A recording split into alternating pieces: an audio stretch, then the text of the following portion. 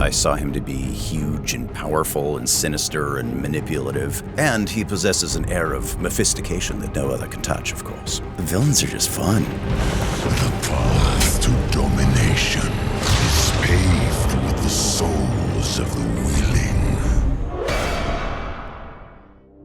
Hi, this is Steve Blum. I play Mephisto in Diablo IV, Lord of Hatred. Well, it always begins with an audition for me. It's usually blind. I have no idea what I'm working on. Everything is under a code name. I just have to kind of wing it and trust the words. Fortunately, in a project like this, the words are always trustworthy. I've been working with Blizzard for many, many years. This one was sort of strange, though. If I remember right, it was at the end of 2021. COVID was still raging, and I had just moved to Hawaii, and I was just excited to get back in the booth. I always tell my students that the audition is the job, so I put everything I have into it. I don't remember what I did for it, but apparently it worked. You made a choice. I don't think I ever got to read the whole script because they're massive. Just at first blush, I saw him to be huge and powerful and sinister and manipulative, all the things that we all love so much and we want to embody. I am the polar opposite of all that stuff. So the gut reaction was really, this is going to be a big, powerful character. I didn't know how big he'd become. I always expect my characters to have a 30-second lifespan, but thankfully Mephisto managed to work his way through to several other incarnations, so I'm very grateful for that. I have to find the character's perspective. To me, it's not just a voice, it is a complete life that I get to inhabit. And all of that said, it's still a cold read every time, so I feel like I just have to rely on the instinct and rely on my training to keep me in the character as things morph and shift, literally, sometimes. Some characters I go in so deep that I actually feel like I've been through a battle. Every muscle aches because I've used it. Even though I'm at the microphone, my body's just going crazy. We don't really have time to address the physicality in a mirror, what the face is doing. It's ugly. A lot of the time it's just ugly, and I know that going in, and that's why I don't like on-camera work. Voiceover ain't pretty. We did play with pace and tone, and wolf form is a great example. We really toned it down and had him speak more softly and more almost like a friend, a very devious friend.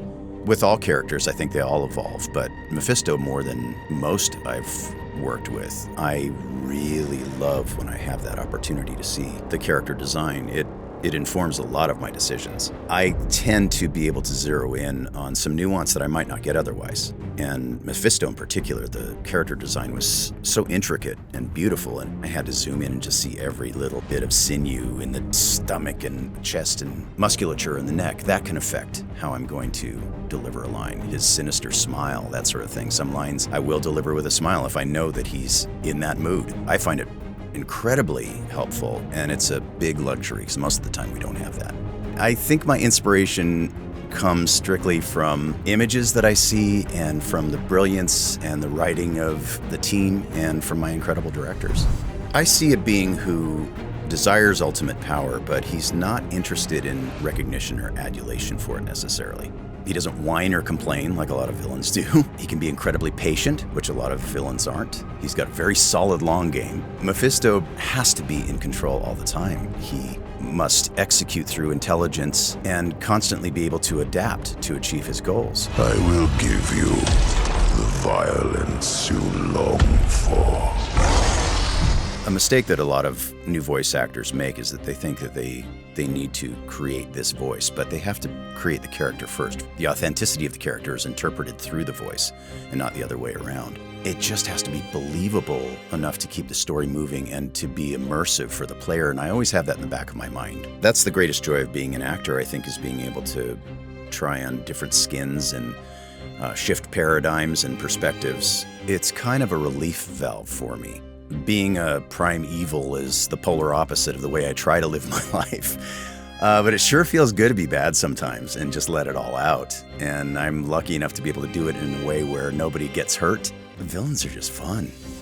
I'm pretty good at compartmentalization, so I tend to let go of the character on every bathroom break. I'll go and play with my dogs and think about what I'm gonna have for dinner. I'll text stupid jokes to my friends and then go right back to work being evil. At the end of the day, I feel like I've usually purged whatever evil thoughts I may have accumulated in the context of the work. And then I just hope and pray that the editors can make it all deliciously awful and compelling for the players. Soon, all of Sanctuary will be bathed in hatred. Often when I see the final product, it's a great surprise to see the choices that they've made and see how they work with the other actors' performances, because we do work alone too.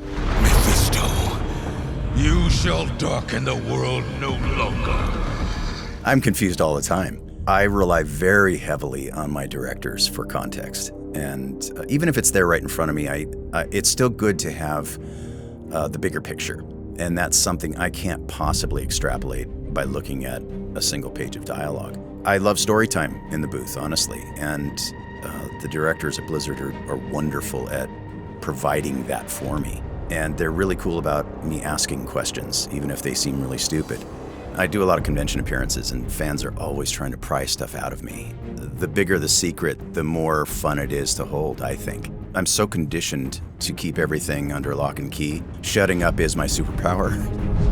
You think you've lost everything, and yet there is so much more I can take. I've worked on hundreds and hundreds of games throughout my career. This is one of the few games that I wish I could play. I'm interested in this one because the writing is so good and the story is so rich. I hope the players feel some excitement and anxious anticipation that they're in for a hell of a ride, because they will be. Maybe a little fear, that's good too. And hopefully that they're intrigued enough to follow this guy's journey and lose themselves in it. With the past that Mephisto has and the history of this game, they know there's going to be something pretty amazing that's going to happen, and I hope that hearing Mephisto for the first time is a great entry point for them. Try to take me down. Good luck. I think you're in for an amazing journey here, and I'm so honored to be part of it. I invite